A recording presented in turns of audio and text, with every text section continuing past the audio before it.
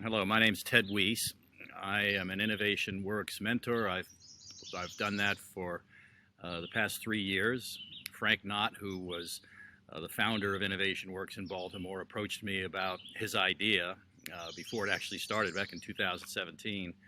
I thought he was looking for money, but he was also looking for time. And the time that he was looking for was mentor time. And by mentoring, he meant working with startup social enterprises uh, to help get them off the ground in Baltimore. And when he told me that his social enterprises were going to focus mostly in those neighborhoods in Baltimore which had uh, kind of been left behind due to various reasons, that became interesting to me. I went through a little bit of a training program with the Miller Center, which is the organization that has worked for 15 years now with social enterprise startups in developing countries around the world, um, with a model that they developed at Santa Clara University. And that being a Jesuit university, they connected with the Jesuit province in Maryland and decided it would be a nice idea to apply that social entrepreneurship mentoring model to cities in the U.S. where there were similar lack of resources, and so Frank and the Jesuit province piloted this Innovation Works program. They hired Jay to lead the organization and launched the program in 2018 with a boost 3-day intensive workshop. And that was my first real exposure to the organizations that I've been working with, the first handful of organizations that I've been working with. It's been a great experience. I'm currently retired. For 35 years, was an executive with T. Rowe Price Associates, which is a money management firm. I was a portfolio manager there and then a member of the leadership team. So I've had quite a bit of experience in corporate strategy, in management, some marketing, finance, and those are the kinds of skills that are helpful for a mentor to have. It's not essential, but for a generalist mentor, those kind of broad business skills are very helpful. What what skills I lacked, the Miller Center curriculum made up for. They've spent the last decade and a half developing a program that really helps social entrepreneurs articulate the problem they're trying to solve, define the solution, create a mission statement that's concise and meaningful, and to help communicate that in a way that articulates clearly what the value proposition is for the customers they're trying to serve, and whether it's a service or a product.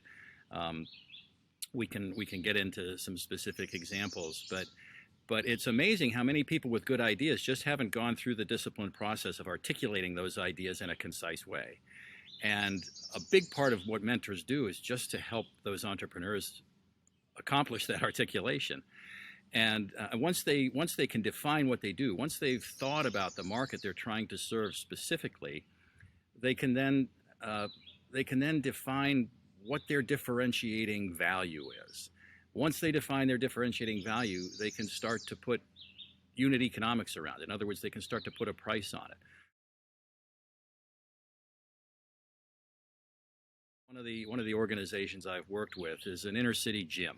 It's really a couple of guys who've opened what used to be an auto body shop.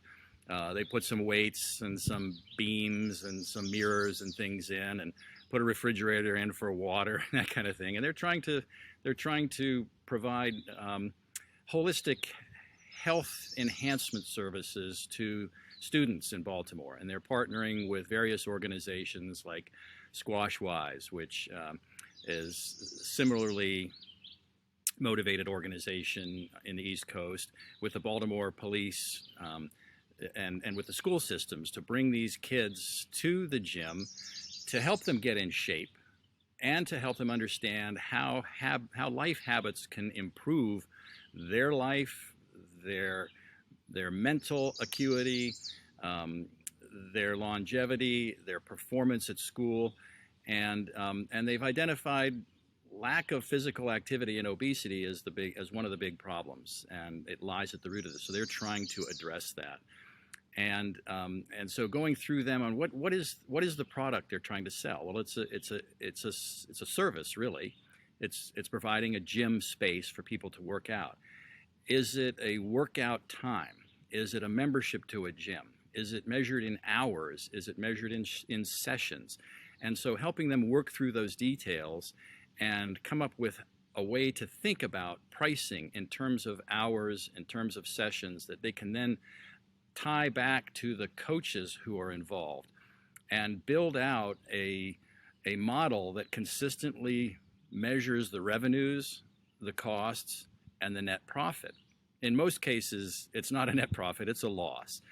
But the real goal of this whole mentoring process and the whole social enterprise um, thought process is to get people who have a good idea to think about what it takes to run that idea, to run that business sustainably, so that they're not constantly asking for handouts year after year. And if that's the model they have, then what social value are they creating and fulfilling that the person providing the handout can identify and put dollars on, so they can compare that against another opportunity they may have to fund an organization. So, but we really would like to try to get social entrepreneurs away from relying on grant money to the point where they have a proper pricing and economic model that allows the business to run like any business at cash flow break even. None of them want to make millions of dollars, but if you want to do a social good and you want to do it for the next 10 years, you really need to be able to think about what it takes to keep that idea going. And it's going to take sufficient pricing to realize the value, to pay the employees, to pay the founders, anyone they may hire. And it's funny, one of the things that we wrestle with a lot with social entrepreneurs is that they tend never to pay themselves the market rate. A lot of them view themselves as volunteers, when what they really should be thinking about is a $50,000 or $60,000 salary for themselves. And the way I help them address that issue is to think about what it'll take for you to be interested and engaged in this 3 to 5 years down the road, when it's no longer just a bright new idea that you think is fun to do, but is something that competes with your time in a way that prevents you from going and getting a job that may pay more. What would you want to be paid to have this job as the CEO of your social enterprise? Or if you decide to go and do something else, what would you have to pay someone to come replace you? And would there be benefits associated with that, health care, and so forth? What do you need to pay the people in this enterprise to keep it going? So you really help them understand the true costs of running the enterprise and not be afraid to charge revenues that cover the costs. If they can't do that just because of the nature of the service or whatever, then they may be in a permanent grant funding type model, but it's important to know that and then to be able to articulate what the social value created by the operation of the business is, so that they can pitch that to supporters. So you talk about these boost accelerator programs as pressure cookers, and they really are. What we send to the social entrepreneurs is a deck that's about 150 pages long, and we tell them we're going to go through this deck in 3 days. This year I think it was 4 days, but it's a short period of time. And during that period, they need to be able to articulate the social problem, the solution, their mission, what the market is, what the value proposition is. They need to build out a value chain, assign unit economics to their product or service, build a spreadsheet that reflects revenues, expenses, and profits, and be able to then think about growth, develop a growth strategy that ties into their longer-term mission, looking out 3 to 5 years, and identify what funding they will need, whether it's grant funding or investor funding, to to to fill the gap that inevitably exists when between what they want to do and what they can afford to do, and then boil it all down into a 10 or 14 page pitch deck that they will then present to the group at the end of the 3 or 4 days. That's a lot. And many of the people who come into this haven't had experience with it. One of the groups that I worked with this year was New Lens Media, which is a video making company that helps other not-for-profits produce videos to describe the work they're doing. It also employs student interns who are interested in filmmaking or video production to give them some experience in that. And so they really, their mission addresses both of those, people who are interested in arts careers, particularly video making, and organizations that need help with that. And the person who headed that really was kind of thrown into the job a couple of years ago and recognized that she needed to streamline the organization. She needed to create a funding proposal and really had to go through all of those stages in a very condensed time frame. And to balance that against child rearing responsibilities that she had in her nighttime job and actually doing the daytime job was a challenge. So it is a pressure cooker environment to go through this 150-page curriculum, which has homework pieces in it. Typically, these boost sessions are led by a couple of facilitators who will spend 20, 30, or 45 minutes describing a module, and then they say, go away and work for 20 minutes and come back with what we just talked about, and then we're going to go on to the next module. So it requires quite a lot of focus. Sometimes there's the end of the day, so you can do a little bit of homework at night, but the advantage of that pressure cooker environment is that it doesn't give them a lot of time to waste refining things. It really focuses their attentions on getting the most salient points of the problem, the solution statement, the mission statement, the markets served, all those things I talked about earlier. It really requires focus, which might not occur were there not that pressure cooker environment of the boost session. As a mentor, it's really important to just be available for people during that process. And some organizations are going to get it more quickly than others. In the case of New Lens Media, and I don't want to betray people's secrets, but the woman was really struggled at first with sort of articulating a concise problem description and a concise solution. There were too many elements to the solution. She wanted to do too much. So getting her to focus on the most important thing that her organization is trying to accomplish, or the one or two most important things, really helped develop a concise 12-word mission statement that she could she could remember and say to somebody easily, and that would get them interested in what she's doing. So we struggled with that bit, and then we got to the finances, and it was like, oh boy. And all of a sudden, she just broke through. She had thought through the problem, the solution, the value she was trying to deliver, how to measure that sufficiently to be able to put it in economic terms that dropped into a spreadsheet. And once she had that, she was able to start playing with her forecasts and growth plans. And it just sort of blossomed. And that blossom, that aha moment, happens at different stages for different social entrepreneurs. The mentor's role is to really listen, be sensitive to that process, and be able to nudge the social entrepreneur along at the right time. Not preaching, not teaching, but listening, asking a lot of questions, almost in a Socratic way that helps those social entrepreneurs work through the curriculum on their own. Entrepreneurship isn't really something that can be taught. It can be guided, it can be mentored, but you can't preach entrepreneurship to people.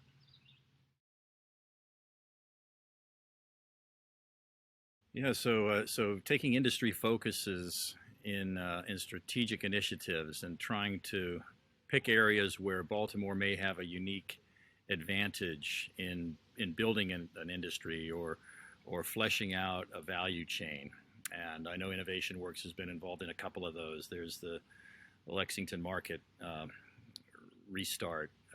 There's a natural dyes project. There was a PPE project that was developed quickly in response to the pandemic. And I've been involved with this urban wood project, which focuses on reclaiming cut wood as well as condemned buildings, the wood that gets pulled out of them, and using that in furniture. And there's a value that's associated with urban reclaimed wood, and people are willing to pay a premium for that. And Baltimore happens to be at a confluence. It's one of several cities across the country that has a confluence of hardwoods in its urban canopy and beautiful first growth or second growth hardwoods in its buildings that are being torn down, and where most of the wood currently is going into the waste stream. It's being put into landfills, and it could be more productively used in flooring, cladding, furnishings, so forth. And when we look at this as a potential business, you think, gee, there's really no coordination among the people who cut the trees down to sort the good stuff from the bad stuff. Maybe we could develop an app that helps connect them with a sort yard. Maybe we could find someone who's making furniture in Baltimore who would be willing to lend some of their space as a sort yard. Maybe we can find an investor to buy the milling equipment that would allow us to cut some of this wood into slabs. In the case of reclaimed, what they call deconstructed wood, you need to pull nails out and run it through a planer so that it looks like nice reclaimed lumber as opposed to something that was just pulled out of a building. And at each step of those, we call that a value chain. At each step of the way, there's an opportunity for someone to add value, maybe make a little money, but ultimately create an industry, a process that includes these apps, transportation and logistics, lumber sorting, distribution to millers and sawyers, and ultimately out to furniture makers or home builders who want to use this product. And because of the fragmented nature of Baltimore's economy and transportation and logistics systems, no one has stepped in to coordinate all that in the past. And Innovation Works has actually gone quite a ways in doing so, in collaboration with the USDA Forest Service, with the state of Maryland, with as many players in the wood industry as we can possibly find in the region. And it looks like, if the feedback from Forest Service is accurate, Baltimore may be further ahead than any other city in the country in developing this kind of an industry and a value chain. So it's really exciting to see that happen. And ideally, we want to see more businesses grow as the result of the development of this industry. And that's an opportunity to bring that Miller Center model to these entrepreneurs who will participate in the business and start new businesses. But even for those who are in the furniture making business or who are creating slabs, even Baltimore City has a stump dump, they call it, where they take the trees they cut down, and they, through a city innovation grant, were able to purchase a mill, and they can now cut slabs that have value to furniture makers and others.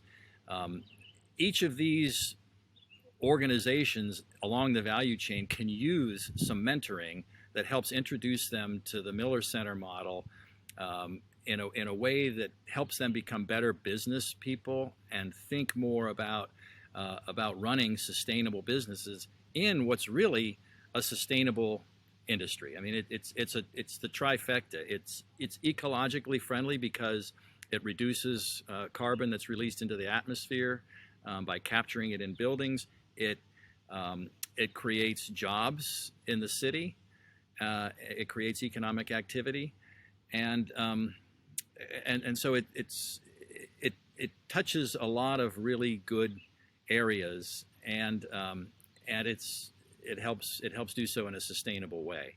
So the Innovation Works using the Miller Center model can have an important long-term impact on Baltimore's economy if it gets a couple of these industries off the ground through its strategic initiatives efforts.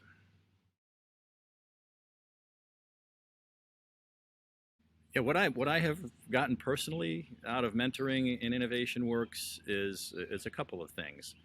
Um, there's the personal satisfaction of helping startups in Baltimore's most distressed neighborhoods.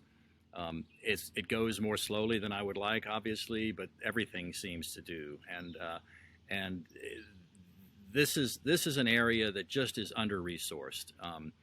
And part of it has to do with Baltimore's fragmented economic history. Part of it has to do with Baltimore's uh, racial segregation, historic racial segregation back in the early 20th century and throughout the 20th century, actually. It has to do with the evolution of Baltimore's neighborhoods. It has to do with Baltimore's lack of really integrated transportation. So you end up with this very fragmented um, economic and neighborhood system in Baltimore that really prevents the weaving together of, of resources that can support startup businesses in neighborhoods that might grow to citywide or even bigger organizations.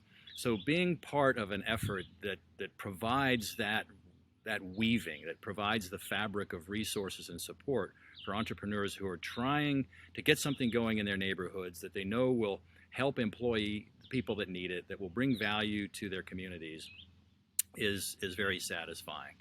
Um, and seeing people, seeing that aha moment in people, and watching them go to the next phase of development is very personally gratifying. I'll also say that just learning the Miller Center curriculum has been valuable to me. It's a really good uh, it's a really good mini business school curriculum that can be offered in as brief a period as 3 days. I think it's more effective in some of the longer term accelerator programs, like a 6 month accelerator program, where people have more time to absorb it all. But it still is, for the social entrepreneurs, it's a very cheap and effective way to get a lot of what you would get going to a 2 year MBA program. Um, and for me, it's a great condensed summary of what it takes to be successful in a business, from all aspects of mission development, product development, um, customer identification, market description. It's I've actually used it in some of the investments that I've made outside of the help the mentoring I've done at Innovation Works, just as a framework for thinking about how entrepreneurs approach their business.